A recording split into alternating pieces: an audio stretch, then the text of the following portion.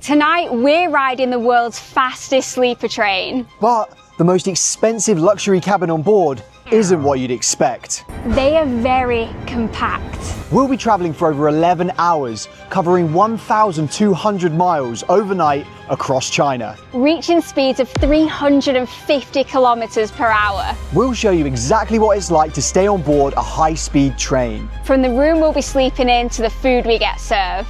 But for now, our journey starts in Hong Kong.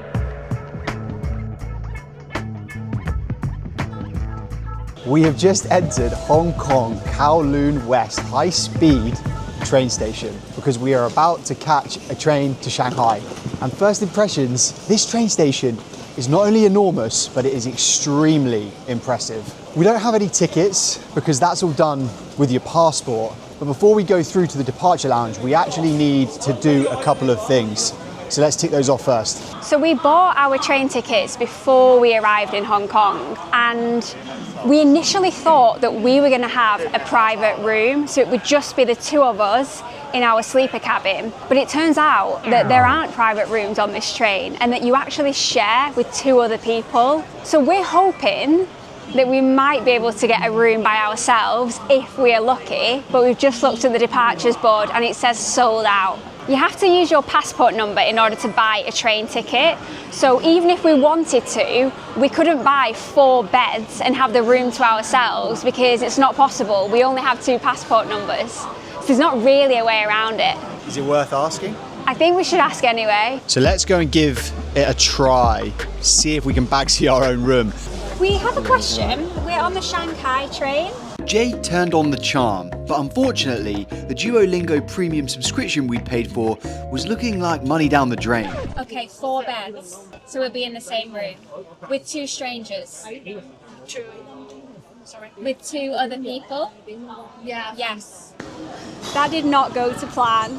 We failed at our first task. We found out that we are in the same room, we think. That's not confirmed, but she says that we probably are, and we will be in the room with 2 other people. I've got a feeling that the 2 people that we're going to be sharing a room with tonight could potentially be our future best friends. If I get remarried, this guy might be my best man. It could be the guy that Jade remarries too. Whoa, things have really escalated. Task number 2, we need to get food, but she did say we need to check in quite quickly, otherwise we lose our seat if we don't check in an hour and a half before. We're going to go through and hopefully there's going to be food and drink in the departure lounge, the other side of immigration. Even though food was top of mind, our worry hole was full with getting through Chinese immigration. But to our surprise, the operation was incredibly slick. Okay, I think we're through. And if we are through, that was one of the smoothest security processes I've ever been a part of. That makes the Eurostar look like a third world country. But unfortunately, these words were a little premature. Okay, famous last words. There is another round of checks. Hold that thought. Many months later. I take it all back. The passport control was not actually that much better than the Eurostar, to be honest. Queued up for about 25 minutes, and when we got to the front, we got sent back straight away because there was a form that we hadn't filled out. So half of it was our fault, but it was still quite a lengthy process, as you would expect if you were going into China. But at this moment, we had bigger things to worry about. We've got through passport control to the departures lounge, and there is no food here. No cafes, no 7-Elevens, no vending machines, nothing, just seats and gates. Which is really strange. Why would you not sell food and drink in a departures lounge for people that are about to get on 11-hour trains? So unless we find something, I don't know if we're going to have any food for the train. And we're not also sure if there's a shop on the train that does food, so it actually is not great.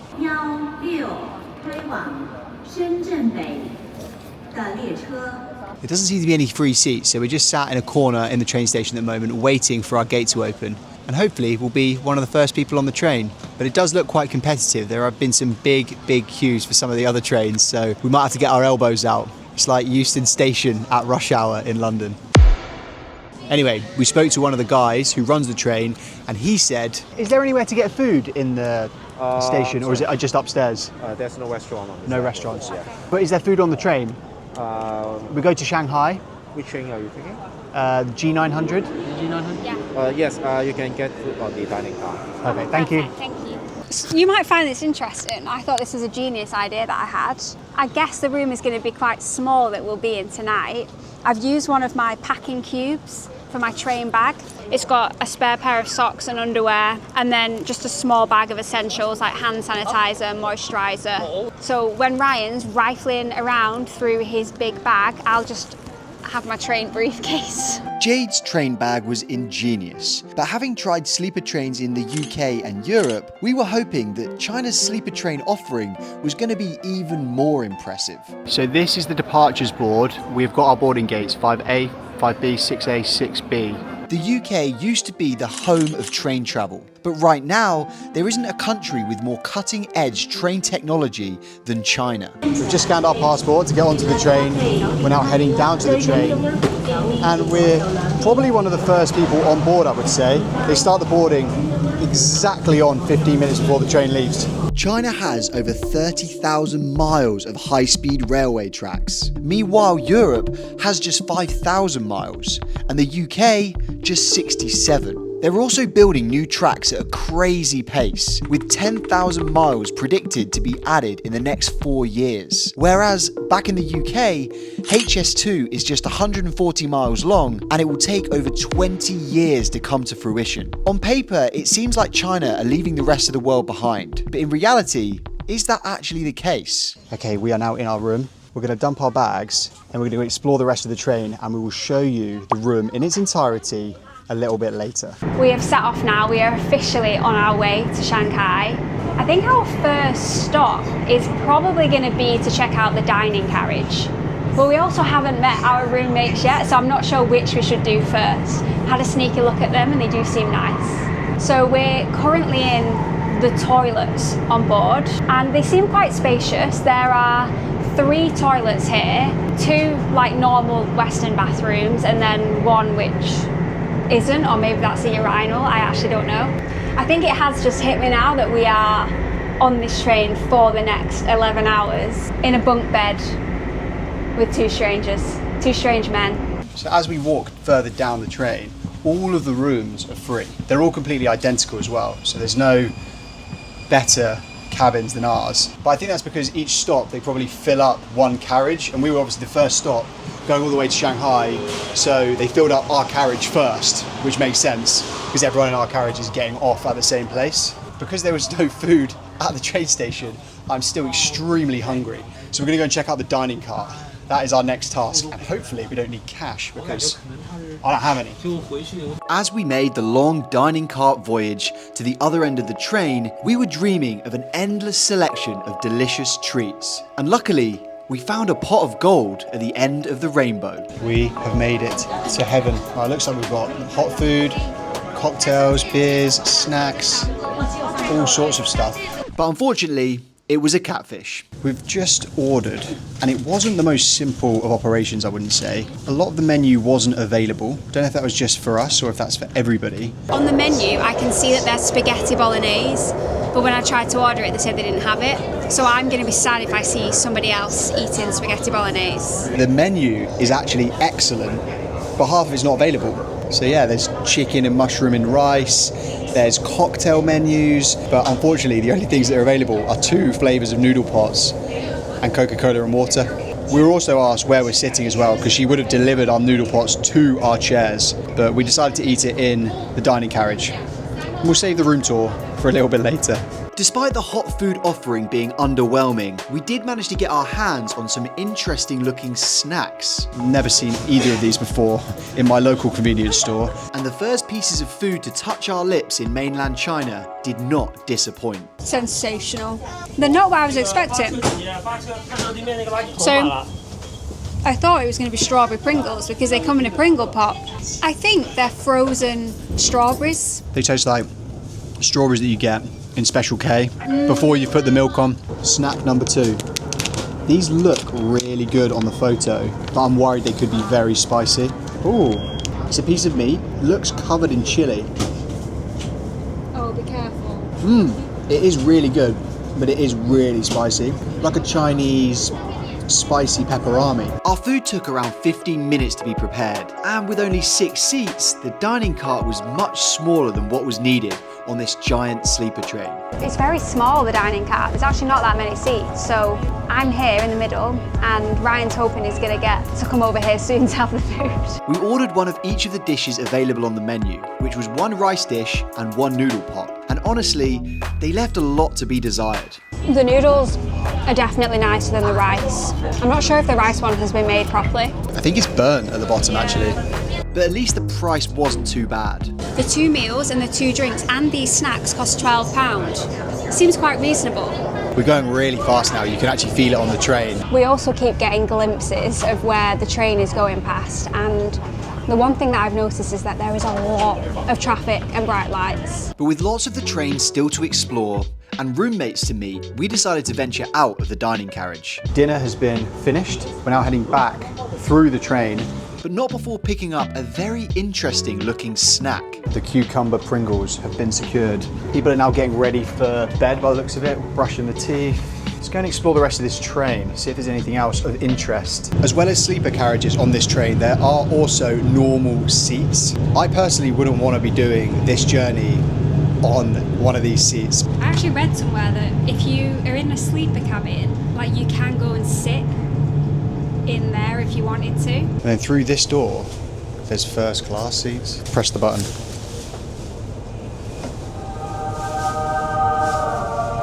As we were walking down the train, we noticed there were still a few empty rooms because the train was still to make its final stops, and all of the rooms were identical to ours. We knew our room was full tonight, so we decided to jump into a spare room and have a proper look around. Welcome to my cabin. Come on in. So we've got a bunk bed on this side and a bunk bed on this side. Every bed comes with an amenity kit and a snack box and a really crisp looking duvet and pillow. It looks very comfy. This train is super new. It was only introduced last year in 2024, so it's not only the fastest sleeper train in the world, but it's also China's newest sleeper train. I like the frills. I mean, it's weird because it's a new train. The frills are kind of old school, but I'm into it. It does have the feel of like the interior of an airliner. Like that's the kind of aesthetic. Or your grand's house? Yeah. There's a plug socket and a USB and a USB-C charging port with every bed. We have a nice communal table here. We've also got this Chinese teapot, which is empty. Not sure what that's for, but it's a nice touch. Everyone also gets a hanger, which I think is quite a dangerous thing to have on the world's fastest train. Just 4 hangers flinging around a cabin. We have 4 people staying in our room, so we are going to know them very well by the end of this journey because there's not much room in this train carriage. It's smaller than I thought it was going to be, but it's actually better than I thought it was going to be, if that makes sense. I'm fascinated by sleeper trains anyway, but this is definitely one of the most interesting I've ever been on, and I can't wait to spend the night on it. If you hadn't noticed, we'd been putting off heading to our room and meeting the people we'd be spending the night with. But the time had come. We have done enough procrastinating. It is now time to go meet our roommates and settle down for the night. As we entered our room, both our bunkmates were on the phone and looked like they wanted to keep themselves to themselves. There doesn't seem to be a ladder to get up to the top bunk. It's like Simone Biles is in the building. After some polite introductions, we let them be, because after all, it was unlikely that they spoke English, but it was worth asking. Do you speak English? Yeah. Oh, amazing. This is our first time in China. Oh, where are you from? We're from England. Oh, yeah, which city? From Manchester. Oh, nice. Do you like Manchester? Yeah, of course, football. Yeah. Which team? Previously, I support these United. Yeah. Nowadays, you see, City. Because they're better. no choice. We have officially met our roommates now, which has actually been really nice, and we've just been chatting away. It's passed some time. We ended up chatting to our new roommate for ages, as we had a lot in common, and we took the opportunity to ask him a question that had been puzzling us. Why do people get these trains over flying? Our roommate, who we have made friends with, is also a Manchester United fan, or was, and works in Hong Kong but lives in Shanghai, so gets this train quite a lot. Chooses to do it instead of fly, even though it would be quicker because it's more social and fun. Previously, I liked to take the flights, but then I thought probably take trains more convenient because you don't have to go to the airport, which you to check in like 2 hours or 3 hours. He also explained that he likes the trains for the social aspect. The alternative to doing this train is getting a daytime train or flying. And I suppose one of the reasons you do this is because it's more social. You get put in a room with 4 other people. And clearly people are here for that. They want to do that. Travel with their family, travel to meet new people. So that's why it's a good chance that we can meet different people. Yeah. And it was hard to argue with his logic. But after the excitement of meeting our new best friend had calmed down, our attention turned back to more pressing issues, like sleeping on a train going 215 miles an hour and cucumber Pringles. I don't know what time everyone will start getting ready to go to bed at. We haven't yet tried a very important snack. Looks like a strawberry. No, thanks. Okay. Guys want some alcohol? I have some whiskey in my bag. It's okay. I mean, I just. I don't like whiskey. Okay. Thank you though. Okay. Thank you. These are cucumber flavoured Pringles. They're so delicious. They're very sweet. They almost taste like a dessert crisp. If you take away nothing else from this video, it's worth coming to China just to try cucumber Pringles. Right now, do you feel like you're going at 350 kilometers an hour? No, I was going to ask you this. I really don't. It feels just like a normal train speed. I was worried that it was going to be so fast that we wouldn't be able to sleep. But I think this gentle rocking motion actually might make it easier to go to sleep. It was quite interesting walking down all the carriages before and just seeing who else is on the train. There's quite a lot of families. Loads of people had brought their own food and were having massive picnics on here. I think one learning that I've already got is we should have brought our own food on board, because actually that's been a little bit of a disappointment, bar the Pringles. I feel a little bit nervous about what's going to happen when it gets to bedtime. Like, who makes the decision about turning off the light? Like, do we all say goodnight to each other? When do I go and put my PJs on? There's still a lot of questions that I have. Who's going to be big spoon? Who's going to be little spoon? Right, with that, I think it's time for bed, and we will see you in the morning. Okay, see you on the other side. But as we got ready for bed, little did we know, we were in for an extremely long night.